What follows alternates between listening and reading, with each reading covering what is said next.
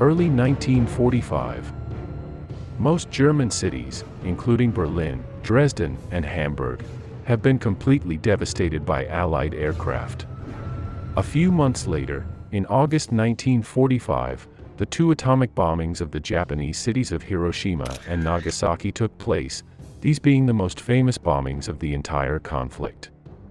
Approximately, while in each of these German cities between 40,000 and 60,000 civilians died, in Hiroshima 70,000 people died instantly and in Nagasaki more than 40,000. However, there was another great bombing that has been forgotten, and that killed more than 100,000 Japanese, making it the deadliest bombing in history. This is how we are going to see the bombing of Tokyo, which took place on the night of March 9, 1945. Before we get into this dramatic event that killed more than 100,000 Japanese, let's briefly put it in context. To do this, let's go back to the first bombing that the capital of Japan suffered, which took place on April 18, 1942, in response to what had happened in Pearl Harbor 4 months earlier. In this raid, 16 American B-25 bombers took part, which took off from the aircraft carrier Hornet, in a practically suicidal mission. The main problem was that the Americans did not have any island near Japan from which to launch this attack, as if they would have years later when they captured Saipan or the island of Iwo Jima. This forced them to have to transport the bombers on an aircraft carrier and make them take off 1,100 kilometers from Japan. Since they did not have enough fuel to return back to the carriers, and the carriers had to be withdrawn once the planes took off, the American bombers would have to make an emergency landing in China or the Soviet Union. This of course without counting that they could be shot down by anti-aircraft or by Japanese aviation. Despite the difficulty, this attack could be completed successfully and they were able to carry out the first bombardment that the city of Tokyo received, taking the Japanese completely off guard. Although it caused practically no damage to the city, it was a great blow to Japanese morale, and a strong symbol for the Americans. The attack received at Pearl Harbor had been avenged. Next, a gigantic campaign began through dozens of archipelagos that the Japanese had conquered in the Pacific, becoming more and more evident that the Japanese had no capacity to defeat the Americans. One of the most significant events of that Pacific campaign was the American victory in the Battle of the Marianas during the summer of 1944, and the capture of the island of Saipan. So from this moment on, the Americans already had takeoff bases for their bombers some 2,300 kilometers from Tokyo. Furthermore, this coincided with the entry into service of the famous B-29 bombers, which had a range of about 6,000 kilometers, putting the island of Japan within reach of the Americans. Although to date it had been possible to carry out some bombing of Japan with planes that took off from northern China, it was going to be now when the gates of hell were really going to open for the Japanese civilian population. Another fact to take into account is that up to this date the Americans had not been in favor of the indiscriminate bombardment of the civilian population, which the British had been carrying out in recent years. In this way, their attacks were considered as precision bombardments on military production factories or other types of infrastructure. However, it was from then on that they decided to carry out indiscriminate bombardments against the civilian population, with the intention of making their enemy surrender as soon as possible. Although we have said before that the B-29 bombers already had the range to reach Japan from the Mariana Islands from July 1944, the fighters still did not have as much range. This meant that the bombers carrying out these raids were going to have to do so without protection, assuming very high casualties. On the other hand, they had the option of flying at an altitude of about 9 kilometers where the Japanese could not damage them. However, at these heights there are very strong currents that completely divert the trajectory of the bombs, making it practically impossible to hit the planned target.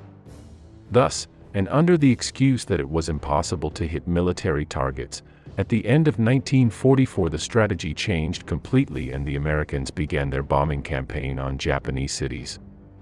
In addition, little by little they were taking islands that were closer to Japan, as was the case of Iwo Jima that fell in March 1945, and this gradually facilitated their air raids.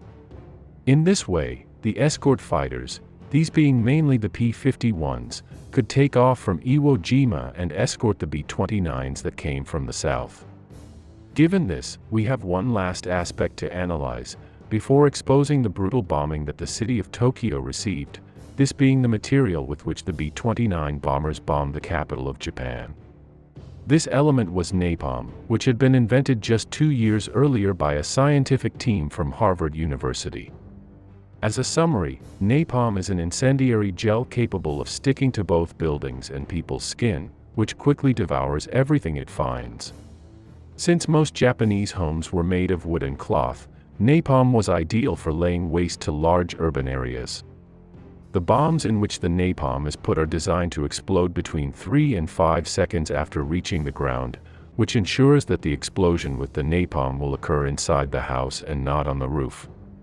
Finally, the temperature reached by this incendiary gel is up to 1000 degrees almost instantly, causing everything in its path to melt and disintegrate. Approximately, each B-29 bomber was capable of loading and dropping some 1,520 napalm bombs. The first large-scale bombardments of Tokyo, even with conventional bombs, began in November 1944, not being very effective. However, it didn't take long for the Americans to change their strategy and soon decided to level the city with napalm. In any case, these first attacks served to prove that the Japanese anti-aircraft defense was a disaster, and that it had no capacity to defend against these high-altitude bombers. With hardly any radar, no planes, ammunition, bomb shelters, and with most of the houses made of wood, Japanese civilians were soon going to know what hell was. During the afternoon of March 9, 1945, as the Battle of Iwo Jima was drawing to a close, a fleet of 335 B-29 bombers took off from the Mariana Islands headed for Tokyo. In order to transport more bombs, part of the aircraft's weapons and crew members who were not strictly necessary were removed. In total, the load of napalm bombs that these planes carried to drop on Tokyo is estimated to be between 450,000 and 500,000. Because there were no Japanese fighters defending Tokyo at the time, the bombers dropped to an altitude of 2,000 meters and began dropping their bombs just after a few minutes after midnight. The Japanese warning sirens did not start sounding until 7 minutes after the first bomb fell, which was gradually followed by more than 1,600 tons of napalm bombs, which had already begun to devour Tokyo. Entire neighborhoods began to be consumed by flames, while more bombs continued to fall. Months before, in Tokyo nearly 350,000 homes had been destroyed to create empty spaces as a firebreak, and thus prevent a fire from spreading, but this time it was of no use. Similarly, the Japanese firefighters proved useless due to lack of resources and personnel. In a similar way to the Germans, they were forced to use adolescents for these tasks, since all the men had been sent to the front. Thus, the population was now going to suffer the full weight of the war, which was no longer in the distant battlefields of the South Pacific. Was this going to cause a collapse in morale and distrust of the Japanese government and the emperor, as the Americans intended? The shelling had started to the south of the city, and due to the strong wind blowing in a northerly direction, the fire began to spread across much of Tokyo. Because during the shelling the bombs had fallen over a widely scattered area, many people were unable to escape, and died after being engulfed in flames. The bomb shelters proved useless because they were not prepared for that type of napalm attack, and most of the people who were somewhere underground were still burned or suffocated to death. The concrete buildings were of no use either, since the high temperatures outside that far exceeded 1,000 degrees, and made the interior of said buildings turn into ovens. So, a whole series of desperate actions took place that night to try to escape the flames, but in most cases to no avail. To comment on one last curiosity, there were people who drowned in the Era River that runs through Tokyo, because they couldn't even get to the surface. Finally, when the sun rose on the morning of March 10th, the survivors were able to see the result of this monstrous bombardment. 25 square kilometers of the city had been completely leveled, and everywhere were charred and unrecognizable bodies. Women, men, and children died by the thousands alike. During that morning, There was a photographer who on his own account was in charge of photographing the charred remains of Tokyo, although these photos were never published in Japanese territory to try to hide what happened. It was also during that morning when attempts were made to carry out work to identify the victims, but it was impossible in most cases. It is estimated that some 100,000 Japanese lost their lives during that early morning of March 10, although there are those who raise this figure to more than 150,000 victims. In addition, 1 million people were left homeless. Regardless of whether the figure is the highest or the lowest, the casualties of this bombing exceed those that occurred in Hiroshima or Nagasaki, and also any bombing in Germany. On the other hand, the Americans only lost 14 bombers for different reasons, making their balance very positive. This attack was the first in a series of attacks on other Japanese cities that had similar results, killing hundreds of thousands of people and leaving huge urban areas completely flattened. In an attempt to boost morale, Emperor Hiroito visited the ruins of Tokyo, to the utter horror of it. His country was being defeated on all fronts, and now we had to add that the Japanese army no longer had the capacity to defend his territory. After the bloody Battle of Okinawa that concluded for practical purposes at the end of June 1945, the next step that the U.S. Army had to take was the assault on the island of Japan. Although this never happened, another series of savage bombings did take place during that summer, until the 2 atomic bombs were dropped in the first days of August. Finally, on August 15th, and after having also suffered the Soviet Union's attack on Manchuria, Hiroito announced the capitulation of Japan. Well, what do you think?